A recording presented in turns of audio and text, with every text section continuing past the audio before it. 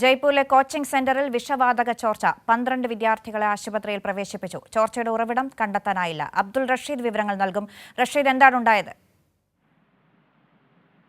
ജയ്പൂരിലെ സ്വകാര്യ കോച്ചിംഗ് സെന്ററിലാണ് ഒരു വിഷവാതക ചോർച്ചയുണ്ടായത്. കഴിഞ്ഞ ദിവസം രാത്രിയോടെയായിരുന്നു അതൊക്കെ ചോർച്ച. എന്തായാലും 12 വിദ്യാർത്ഥികളെ ആശുപത്രിയിൽ പ്രവേശിപ്പിച്ചിട്ടുണ്ട്. ഇതിൽ 2 വിദ്യാർത്ഥികളുടെ നില വളരെ ഗുരുതരമാണ് എന്നാണ് ഇപ്പോൾ പോലീസ് അധികൃതരും ഒപ്പം ആശുപത്രി അധികൃതരും വ്യക്തമാക്കുന്നത്. എന്തായാലും കഴിഞ്ഞ ദിവസം രാത്രിയോടുകൂടിയാണ് ഇത്തരത്തിലൊരു വിഷവാതകം ഉണ്ടായത്.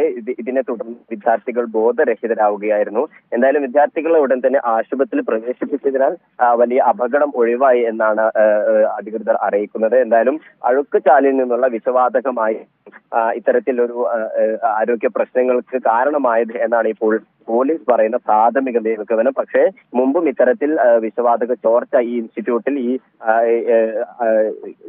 ഉണ്ടായിട്ടുണ്ട്. പക്ഷേ ഇതിനെതിരെ ഏതെങ്കിലും തരത്തിൽ നടപടിയെടുക്കാൻ അധികൃതർ തയ്യാറായിരുന്നില്ല എന്നൊരു പരാതിയും വിദ്യാർത്ഥികളൊക്കെ തന്നെയും ഉയർത്തിയിട്ടുണ്ട്. ഇതിന്റെ പശ്ചാത്തലത്തിൽ വലിയ രീതിയിൽ വിദ്യാർത്ഥികളുടെ ഭാഗത്തു നിന്നും വലിയ രീതിയിൽ നിഷേധം പൊട്ടിപ്പുറപ്പെടുന്ന ഒരു സാഹചര്യം കഴിഞ്ഞ ദിവസം രാത്രിയിൽ ഉണ്ടായിരുന്നു. എന്തായാലും വിഷവാതകത്തിന്റെ ഉറവിടം ഇതുവരെയും പോലീസിന് കണ്ടെത്താൻ സാധിച്ചില്ല.